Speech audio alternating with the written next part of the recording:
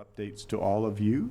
You may be most familiar with Nigel Howard, who's somewhere beside me over here, and who's often on camera, but he works regularly with Sarah McFadden, and they make an amazing duo, and it's really a team effort, as I think Nigel would be the first to acknowledge. And to the entire team, Scott, Jennifer, Nicole, Tyler, Jessica, Susie, Piper, and Christy, thank you for all your work. We're honored to be here on the territories of the Lekwungen-speaking people of the Songhees and the Esquimalt First Nation, and happy to introduce Dr. Bonnie Henry. Thank you. Good afternoon. For today's BC COVID-19 update, I will report that we have 27 new cases who have tested positive in the province in the last 24 hours, bringing our total to 1,517.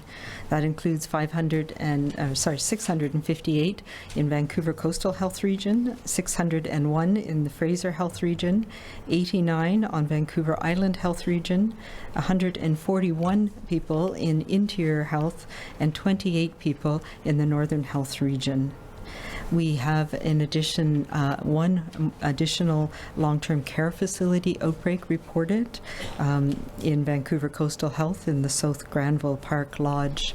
And as always, the list of the long-term care facility outbreaks will be included with the statement release. We have 20 other long-term care or assisted living facilities with ongoing active outbreaks, including 289 cases so far, 165 residents, and 124 staff.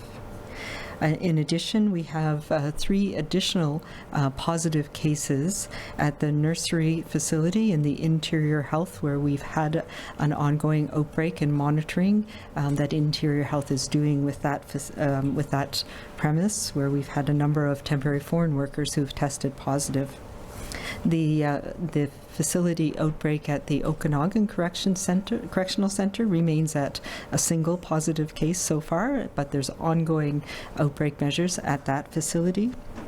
And as we've talked about over the last few days, we have an ongoing and concerning outbreak at the Mission Medium Security Correctional Facility in the Lower Mainland.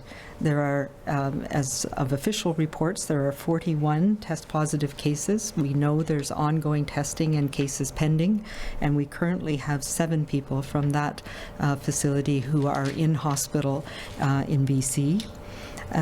In response to that, we've had an ongoing effort over this weekend to beef up the outbreak response, the infection prevention and control measures, and the investigation of the outbreak and management of the outbreak between the province, Fraser Health Authority in particular, and Correctional Services Canada.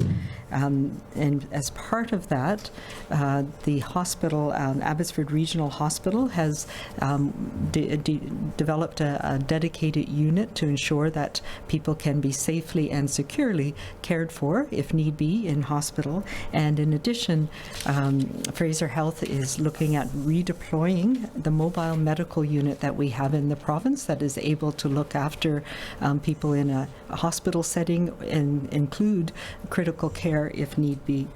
This mobile medical unit has been set up at the Vancouver Convention Centre, but it will be redeployed to the Abbotsford area to provide additional support for this ongoing and very concerning outbreak that we have at the Mission Correctional Facility. In addition, right now we have 134 people in British Columbia who are hospitalized, and of those, 58 are in critical care ICU. We have an additional 3 deaths to report today, bringing our total of people who have died from COVID-19 in BC to 72. All 3 of these were deaths that occurred in our long-term care homes, 2 in Vancouver Coastal and 1 in Fraser Health.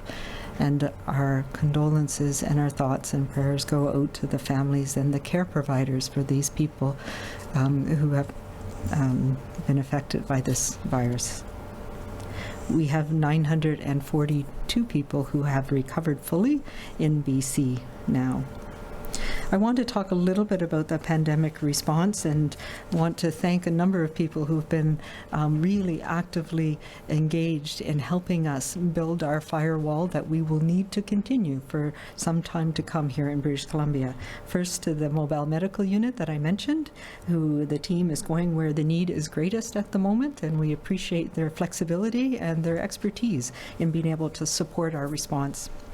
In addition, I really want to thank the many public servants at our land and air borders, people from the public service in British Columbia who recognized that we need a need and stepped up to a call for volunteers, and they're supporting travelers who are coming back to BC to self-isolate. They're assessing their self-isolation plans and ensuring that this is done safely so that everybody can meet what we need them to do, our expectation that they self-isolate for 14 days. We are in this together, and this is our way of supporting other British Columbians who are coming back home. And we need this for now, and we need this for our future, because this is going to be an important piece that we do going forward to make sure that if and when we're at the point where we can reduce some restrictions here in British Columbia, we're not reseeding or adding more sparks to our province in people coming from around the world. And so we expect that this border control effort will be going on for some time, and we were happy to hear that the federal government has now put in place an order in council that extends these same types of supports and requirement for self-isolation plans to all of the borders in Canada, as we feel that that is an important way for us to protect ourselves going forward from this virus. And just to give you a sense of the numbers, there are 2,337 arrivals over the last few days since this was put in place in British Columbia, and 24 people have been offered accommodations. Everybody else has been supported to self-isolate. So that, I think, is a big success story and an important part of our firewall for the future. Today as well, I want to recall and talk about the fact that COVID-19 is not our only public health emergency in BC right now. 4 years ago today, we declared a public health emergency because of the overdose crises, that it was affecting our communities, again, around this province, affecting our families, our brothers and sisters, our uncles, our friends. And this crisis also continues. I am acutely aware and continue to be acutely aware of the suffering and loss that is being felt by people who use drugs, by their families, and by their communities. Many have lost loved ones, and particularly the challenge of that people have around stigma and around the concern about accessing help and getting the help that they need. I want you to know that you are not alone, that we are not slowing down our response or taking our focus off the importance of being able to support people who use drugs and their families and our communities. We're not letting this crisis overtake the importance of our response to our overdose crises here and the work that we need to do to continue to support people who use drugs. We have teams that have come together to address these two emergencies and dedicated to providing support to people who are at risk of both of these crises. We are working diligently. There have been a number of movements already, and you've heard from Minister Darcy around this, around emergency housing options, and we are continuing to work on making sure that people who need those housing options are able to access them in the coming days. So people who are experiencing homelessness and other issues, mental health crises, along with their concerns around substance use, are able to get the support they need to effectively isolate, but also to care for their needs. Their access to overdose prevention sites, the appropriate access to supervised consumption services, and some of these have had to be modified and changed, and that is a challenging thing. We've also increased and expanded our ability to provide people with pharmaceutical alternatives to what we know is an incredibly and increasingly toxic street drug supply. We also know that many of the more vulnerable people in this community are challenged now for even accessing the basics such as food. And there are many things that we're putting in place to support you and to continue to support you through these two crises. We want all of those who are living with substance use and addiction and other major health issues to know that you are not forgotten, and we are continuing to make sure that we have those safety nets in place for you. What you are doing today and what all of us in BC are doing is making a difference, and it matters. And there have been incredible sacrifices, and we're very much aware of that. But your efforts and the efforts of everybody in British Columbia to keep our communities and our families safe and to contribute has made a difference in our collective well-being. So as these crises continue, I want to remind people to take care of yourself and to take care of those around you.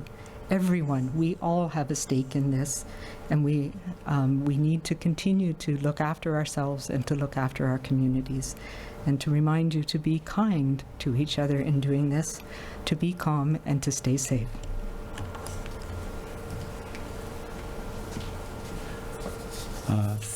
Thank you very much, Dr. Henry. I wanted to join Dr. Henry in expressing my condolences to the families of the 3 people who died in the last 24 hours from COVID-19 in BC. All 3 are in either long-term care, in the long-term care assisted living sector, and living there. And that makes it, in many ways, all the harder, because those sectors right now are very difficult for loved ones to visit. And it makes, I think, the grief that many people are experiencing right now with people who've passed away, and that's in long-term care homes or assisted living homes, even worse, because the personal contact, the final moments sometimes aren't there. And I want you, and I know this is certainly Dr. Henry's view, but everyone's view who's working on the COVID-19 question, to know that we aren't living your grief in the same way, but we see your grief, and we wanted to extend our condolences to all of you. As Dr. Henry said, there are 134 people hospitalized with COVID-19 in BC today. 73 in Fraser Health, 11 in Interior Health, 10 in Vancouver Island Health, 3 in the Northern Health Authority, and 37 in the Vancouver Coastal Health Authority. And when we look at our acute care sector, that's 4,703 beds that are currently empty, and that represents means an occupancy rate of 58.1% across the system, and 45.7% in critical care beds in BC, and ICU beds and other critical care beds. So that is the situation in the province. I wanted to thank all of the people who are working at 811. Again, yesterday, response times on average were well under a minute, and I know that they continue to do dedicated and committed work. I think it's also a reminder, and on this very significant day, the 4th anniversary of the declaration of the other state of emergency in healthcare in BC, the opioid crisis, to note what people are doing across the province. I want to note the statement released today by my colleague, the Minister of Mental Health and Addictions, Judy Darcy, and all of the efforts being made that are continuing to be made in that ongoing state of emergency, that ongoing crisis that has so affected our society. And so we have 2 states of emergency, and we continue to be hugely dedicated to dealing with both. I also want to say that there's of course, a lot of other things happening in healthcare right now. And we've talked about surgeries, and I can say, and surgery cancellations and the decision to cancel elective surgeries. And to date, I can report that 13,938 surgeries have been canceled, and that is obviously a very significant thing. But what's also true is that there continue to be surgeries in British Columbia for people in emergency circumstances. For example, people who might break their leg, it will be set in emergency surgery, and other surgeries that may be elective in the sense that they're scheduled surgeries that are going on. I just wanted to note that in the same period I described, so 13,938 canceled in that period, 8,221 surgeries have been completed in that time.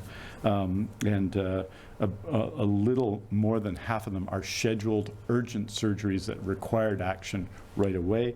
That's about 4,500, and the remainder were unscheduled or emergency surgeries for various reasons. But what it tells you is that people are continuing to work in other aspects of the healthcare system.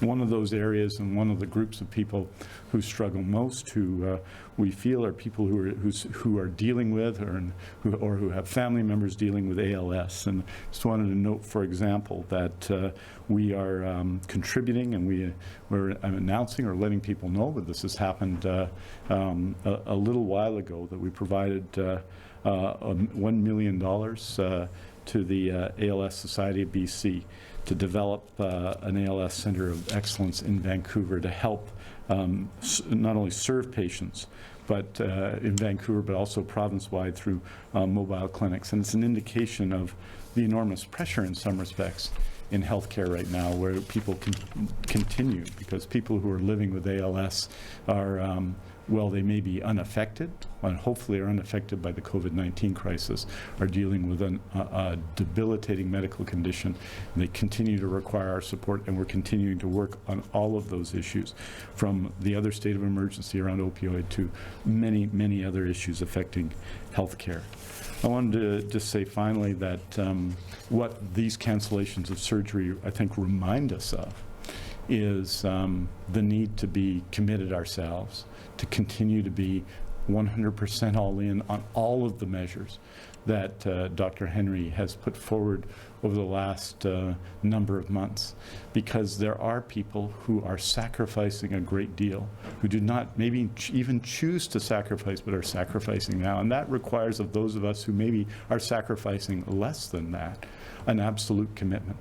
People are struggling in every way, from economically to medically, with these circumstances. And what that tells us is that we have to continue to be 100% all in for those that we love and for those that we don't know, but those who are struggling in our society. And I ask everybody to recommit today, as every day, to our joint effort to fight COVID-19 in British Columbia. Je vais dire quelques mots en français, et puis on va prendre vos questions. Et je veux dire que nous annonçons 27 nouveaux cas pour un total de 1517 cas en Colombie-Britannique. Nous sommes attristés de signaler 3 autres décès liés au COVID-19, 2 dans la région de santé de Vancouver Coastal et 1 à Fraser, pour un total de 72 décès en Colombie-Britannique à cause de COVID-19. Nous offrons nos condoléances à tous ceux qui ont perdu leurs proches. Il y a une nouvelle épidémie dans un établissement de soins de longue durée à South Granville Park, dans la région de santé de Vancouver Coastal. Les 21 établissements de soins de longue durée et de vie assistée touchés, combinés à l'épidémie de Bylands Market, de Nurseries, totalisent 289 cas actifs de COVID-19. Et je veux dire finalement que les autorités fédérales ont confirmé 41 cas de détenus COVID-19 au Centre correctionnel fédéral à sécurité moyenne de l'établissement de Mission. 6 de ces personnes reçoivent des soins à l'hôpital. We're happy to take your questions. Thank you. Okay, so before we move into the questions, please, as a reminder, press *1 to enter the queue. You are limited to 1 question. And please unmute your phones. You are not audible until we call your name. First question today is from Denise Ryan, Vancouver Sun. Hi, Dr. Henry. According to your directive on April 10th, regional health boards are to establish working groups to facilitate the restriction of care aids to a single care home site. And these medical health officers may make exceptions to the single site rule. Fraser Valley currently has made an exception, stating there are no restrictions in terms of the numbers of facilities care workers can work at, except those care workers who are currently working in a home with an outbreak. Care workers and LPNs continue to travel between multiple sites in a single day, and sometimes using a single mask and a single pair of gloves at multiple sites throughout the day. Based on these concerns, do you think you're doing enough to protect vulnerable care home residents across all health authorities, and will you establish a timeline for these health authorities to comply with your single site recommendations? It's not a recommendation, it is an order, and yes, we do expect compliance across the province. Some areas of the province are ahead of others, and there has been some exceptions made in the short term. Fraser Health is working on this and will be in compliance, and there is not, as far as I'm aware, a blanket there is not a blanket exception within Fraser Health. I think you are probably referring to orders that were in place prior to us having the system in place to come up with the approach that we're doing over the past a week to 10 days. So yes, it will happen. It is complicated and much more complicated in the Lower Mainland, where you're dealing with two quite large health authorities that have a number of facilities. I know Fraser and Vancouver Coastal are working on this right now. Next question is Tanya Fletcher, CBC. Oh, hi, Doctor. My question is twofold. Just wondering if you can outline details specifically of moving the mobile medical unit out to the Abbotsford area, what that will look like logistically. And on that note, with the Mission Institution outbreak growing, it seems prisons are facing the same issues as long-term care facilities. So is there a need for a non-movement order more directly targeted towards corrections employees, inmates, to ensure that they're not moving between even federal and provincial prisons? Yeah, so there is not, as far as I'm aware, a movement between federal and provincial correctional facilities. We do have outbreak protocols in place at both. Clearly, the provincial ones we're much more closely connected to, but the Correctional Services Canada does have protocols that they have put in place over the past several months. And yes, it's a challenge, as we talked about yesterday. Once an outbreak starts in a closed facility, it's a very difficult thing to get ahead of it, particularly when people are living in close quarters like they are at Mission, for example. So we are working very closely with them on this, and that includes enhanced testing, making sure that the protocols are in place to recognize people and enhance infection prevention and control. Logistically, it's a matter of packing the mobile medical unit. It is designed exactly that way. This was a unit that we brought into British Columbia prior to the 2010 Olympics and was used as part of a contingency staging up at Whistler at Function Junction to support the Olympics, and was an incredibly versatile tool. It's been used since then in several occasions where to be a backup essentially to an emergency department in a hospital. We've used it through some of the crises that we've had around flooding and forest fires. So they are quite adept at moving it, and there's a cadre of physicians and nurses who work with the mobile medical unit who know how to reconfigure it effectively and have the protocols in place to be able to care for people. It's kind of an amazing thing, and it's a great asset that we have here in the province. So I'm really thankful that they're able to set it up, and they have been asking from the very beginning, and it is a resource that now is under the Provincial Health Services Authority, and they've been looking for where and how we could best support the COVID-19 response using the mobile medical unit. I will also mention that it was deployed to the downtown east side 4 years ago when we started seeing the dramatic increase in overdoses and deaths in that community. So it is a great asset that we have, and I'm really pleased that it's going to be able to support our response to, as you say, this very challenging outbreak at the correctional facility. Next question is from Moira Witten from the Tyee. Go ahead. Hi, good afternoon, Dr. Henry. Thank you for your time. With health authorities focusing on additional staff, like re-registering retired or fast-tracking trainee healthcare professionals, a significant number of international medical graduates are saying that they want to help too. What's your stance on fast-tracking accreditation for these graduates? And if you support it, how can government support professional colleges to do this? Yeah, so I've talked about the international medical grads before. I think there's important roles that they can play. I think the challenge that we have, and where the colleges have a very important role, is making sure that people who are responding, whether it's recently retired people, whether it is international medical graduates, are not practicing beyond their skill set and their scope of practice. So that is where the college comes in. So international medical graduates can do a number of things, but this is not the time to start new training programs, for example, where they need supervision to be able to do certain types of activities. So there has been, the College of Physicians and Surgeons has a separate licensing or approval process for international medical graduates that do allow them to be part of the response in specific roles. So I think that's a really great thing. We know that, for example, they can be incredibly helpful in supporting the public health work that we do under supervision for medical health officers and others. Next, we have Cindy Harnett, Times columnist. Go ahead, Cindy.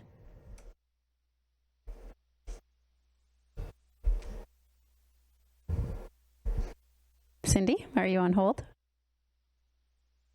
Okay, moving on. Keith Baldry, Global News.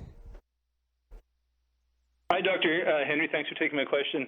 I asked you about the changing view of ventilators a few days ago, and you talked about sort of mirrored the changing information we're getting about this unique virus. And since then, a couple of respiratory therapists have contacted us saying that they've got patients where the ventilators just simply aren't working, and they've had to resort to other measures. And some staff at Royal Columbian sent us a note saying they're using, I think it's called Optiflow.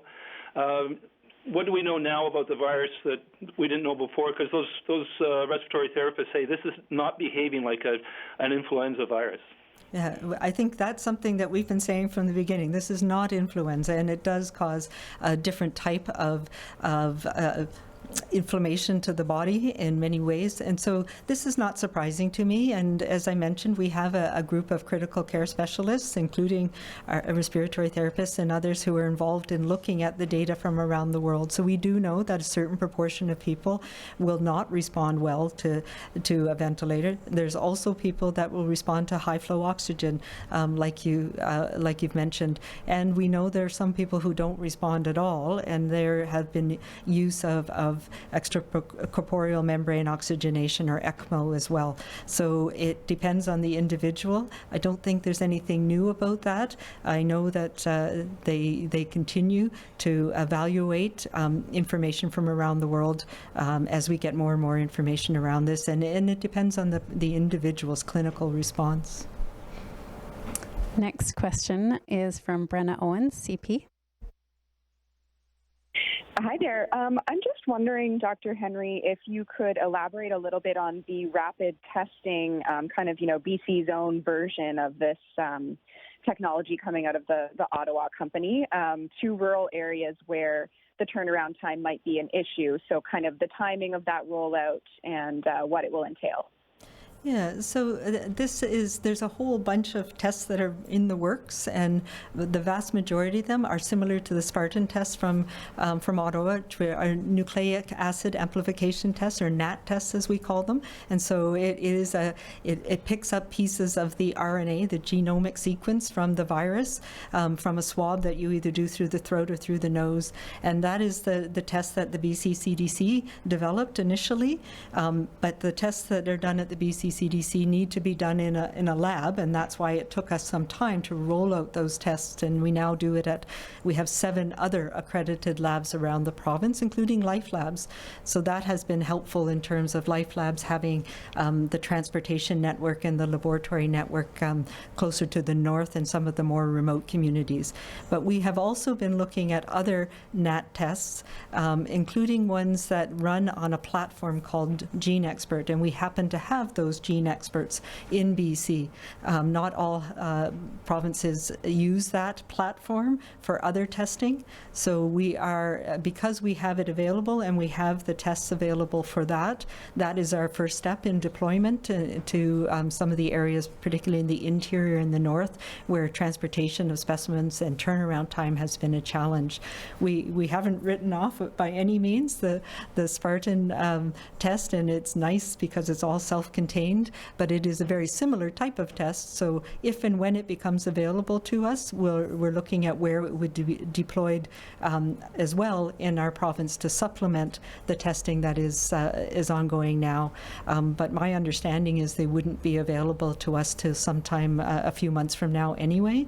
So it is absolutely part of our whole plan of looking at how we can scale up testing, but we're currently focused on the ones that we have in province at the moment. Ashley Legasic, CFJC. Hi, Dr. Henry. Thanks so much for taking my question. Yesterday, you used BC Ferry's data to support the argument that most people stayed home over Easter weekend, but residents in the Shuswap tell us their community was bumper to bumper with tourists last weekend, many of whom had Alberta license plates. Will it be up to individual communities to prevent these influxes like the village of Tofino has done with their roadblock? I think if you talk to the village of Tofino, they don't actually have a roadblock, and they will say that most people who are there have a legitimate reason. I think there's a lot more concern, and we need to be thoughtful about people and not just assume because you see a license plate or you see somebody you don't recognize that they don't have a valid reason for doing what they're doing. There's no benefit, and we've seen that around the world, from trying to block people from coming into an area. It's not going to prevent the transmission of this virus necessarily. Having said that, what we want is everybody to lay low and stay home. But you do need essential services. We do know there are people that, for example, we know there's a bunch of students this past weekend who finished their university and are returning home. There are legitimate reasons why people may need to check up on family and friends. So I would just say, be patient. Don't assume that people don't have a legitimate reason to be somewhere. I don't know if you want to talk to that as well. Sure. Just to say that I think what's happening in BC is that overwhelmingly, and we see this, overwhelmingly people have heard the message from Dr. Henry, and they're following both the orders and the advice that have been provided. And like everything else, when that happens, when people don't do it, it amplifies its significance because everyone's doing it, and many people are sacrificing to do it. So I think we just have to continue to be aware of this. There was a feeling, I know, in some places that was much stronger than the data from BC Ferries supported on the coast during the Easter weekend, where we saw on the main route a 92% decline over the previous Easter weekend in travel. And the fact that I absolutely agree that people in the Shuswap would have seen Alberta plates, but it's very hard to be comparative about these things. Both myself and the Alberta Health Minister, Tyler Shandro, spoke last week, and we continue to speak with one voice about people from BC not traveling unnecessarily to Alberta and people from Alberta not traveling unnecessarily to BC. But I do think that sometimes we've got to make sure that we're following the evidence, and that's what I think the direction Dr. Henry has led all of us in, to follow the evidence and to follow her advice. And so that's what we're trying to do. And as well, though, to be kind, to understand that we sometimes don't know other people's circumstances. And we have to be, in these times, I think, extra vigilant about being generous in times that are difficult for everybody. Next question is from Victoria Chang, Ming Pao. Go ahead, Victoria. Hi, Dr. Henry. In French, they use the hydroxychloroquine. Sorry about that for my spelling. And then, but out of the 54 people, four patients has died. So I wonder if in our province, if some of the experiment like that has been ongoing, or what is your opinion by using those experimental drug? What is the danger that we should be watchful for? Yeah, so we've talked about hydroxychloroquine. There are other drugs as well that are being trialed in clinical trials around the world. All of them, none of them have proven yet to make a difference in terms of curing or helping people who have COVID-19 or preventing infection. So there is experiments, randomized controlled trials are what we need to help understand if somebody just got better on their own despite the drug or if the drug made a difference. So those are ongoing. There's a big international trial called Solidarity that Canada is participating and BC is participating in to help us understand which drugs work best for which people. There's some people for whom it may not work. There's some people that other drugs may work. And I think we need to be very careful with hydroxychloroquine as well, because even though it's been around for a long time, there are people who are dependent on it for their ongoing health, including people with rheumatoid arthritis and lupus, and it's a very important treatment for them. So right now, there's still what we call equipoise. We don't know if it is of benefit or not, and so those studies are ongoing, and as soon as we have a definitive answer, we will, of course, adopt that as best we can for people here in British Columbia. David Molko, CTV. Hi, Dr. Henry. I wanted to talk a little bit about the numbers of people hospitalized or in ICU. If you kind of look at the numbers, they're about where they were 2 weeks ago, and I kind of want to reach out to you and ask if those numbers kind of tell the whole story. And the reason is, one, we have limited, albeit a very deliberate testing strategy, and two, others who are enduring their symptoms at home or in long-term care. So my question to you is, do the hospitalization numbers reflect the big picture? And can you also talk a little bit about where we might be in terms of true cases? Yeah, so stay tuned for Friday. I'll be presenting exactly that in some detail. Yes, I do believe the hospitalization is a much more stable number that tells us how many people are in that more severe group, and it is representative of how many people may be infected in the population. So we do use that to project a little bit, and we talked about that when I presented the modeling a while ago, and I will be updating that. It is a more stable number because people, even if we didn't know that somebody had COVID-19, if they have a severe enough illness that requires them to seek medical attention and be hospitalized, we will be able to detect and find them. So it is a good representative number of what's happening with our pandemic, with our outbreak in BC. So it is something we're monitoring carefully, and ICU is also a much more stable number, although that started a little bit later, so we don't have as many data points, if you will. The other piece around our testing, of course, we've expanded it in the last week and a bit, but as you can see, if you see the testing numbers, that it has not gone up dramatically. So that tells us some stuff too. That tells us about how many people are not getting sick right now, and we know a lot of that has to do with the influenza season fading away, which is good news because we now have less chaff to find the wheat in when we're looking for people who have this disease, which is also a really important part going forward. So right now we know that the things that we're doing, and everybody is doing across British Columbia, around social distancing, around cleaning our hands regularly, covering our cough, staying home and staying away from others when we're the least bit sick, these are making a difference, and that's reflected in the numbers we're seeing. Marcella Bernardo, News 1130. Hi there. I was hoping to ask the question today about the, perhaps Health Minister Adrian Dix can answer this, concerns that I'm hearing from teachers, educators, people in healthcare about the use of Zoom to conduct virtual conference calls and people being hacked, and whether or not that is the best way to try to do virtual healthcare at a time like this when a lot of people are tense about what's going on. I don't know the answer to that. I know there has been some concerns expressed to us from some religious leaders about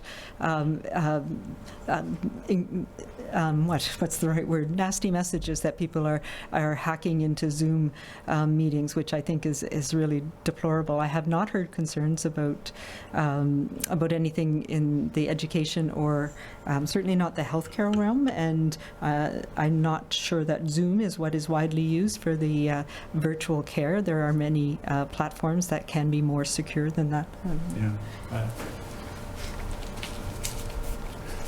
I think, Marcello, there's more virtual healthcare going on right now than we've ever seen in the history of British Columbia, and I don't believe that's the platform that it's being carried out on. And there's many platforms that are working very well with family practice doctors and patients, and the whole idea, I think, of the Zoom as we envision anyway, with many people participating, is not the idea of primary care medicine, which is to have private exchange and provide private advice. But I think a reasonable person would say that we're using more virtual care than we ever have before by a factor of several times, and that this is going to have important long-term implications because for many people it's succeeding.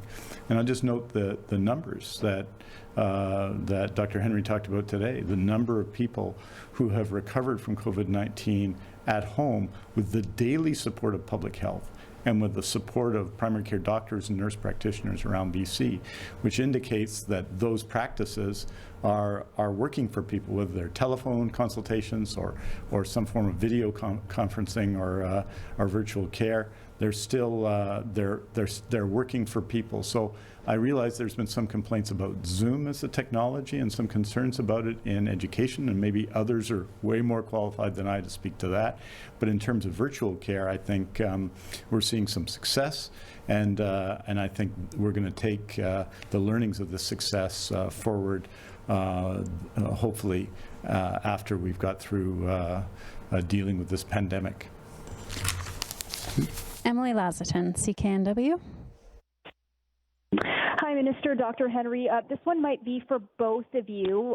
The number of empty beds reported right now is more than 4,000, and there are thousands of BC families worried about an outbreak at a senior's home where their loved ones might be.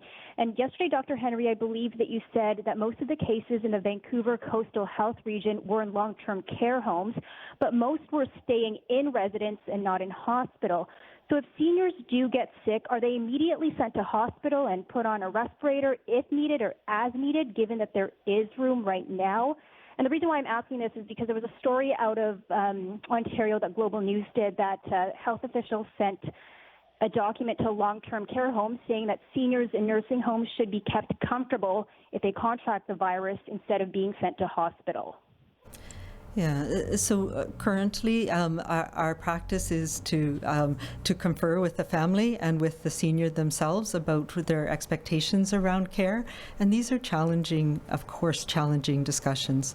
So they are offered hospitalization and the full spectrum of care if they want.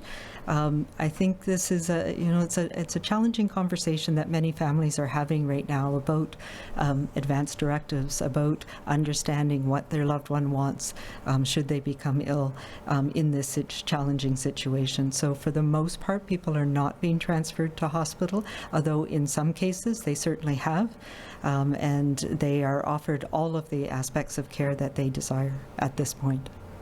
We do have, and I think I've talked about this before, we do have an ethical framework that we've developed, which is posted online, and part of that is the ethical framework worked out for how we would allocate ventilators should it become necessary to have a process for allocation of scarce resources.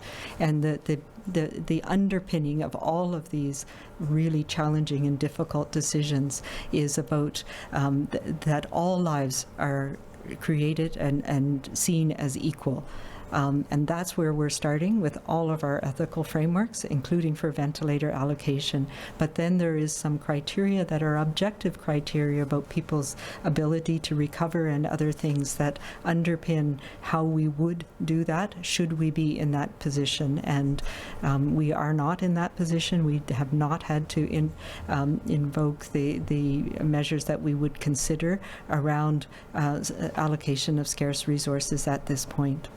And we're still in the final version of, there were some added additions being made to the ventilator allocation framework, the ethical framework underpinning that, and I do hope to have that published or put up publicly as well in the coming days. So we have time for one more question today. For any reporters that didn't get to ask a question, there will be a statement released later this afternoon with all the details covered off. For recommendations on protecting families and communities from COVID-19, visit bccdc.ca. For non-medical questions about the province's COVID-19 response, visit gov.bc.ca/COVID-19. And for a full listing of the provincial health officer's orders, visit gov.bc.ca/PHO guidance. Last question is from Andrea Wu, Globe and Mail. Please go ahead. Hi, Dr. Henry. My question is about BC's recent move to centralize staffing at long-term care homes and temporarily offer a uniform wage to all workers. I'm wondering which workers this applies to and how those payments work. For example, are contractors advised the new wage that they must pay and then they're reimbursed by the ministry? Does the ministry pay the workers directly, or is it some other method? I will leave that detail to Minister Dix. It is complicated, and there has been a new agreement in place under the order for the duration of the pandemic. And what we might do, Andrea, is just provide you with some of that information. But there is this has been worked out with obviously the players in the area, including unions and many of the care homes themselves. It's been worked out, but there is an agreement as to how this would take place, and it's to ensure that workers are kept whole in the circumstance, because we don't want that to be the primary decision-making point as to which facility is chosen and which is supported. We need to support care in all of them, but it's part of a basic agreement. We'll be able to provide you with some information about that. That's all the time we have today. Thank you.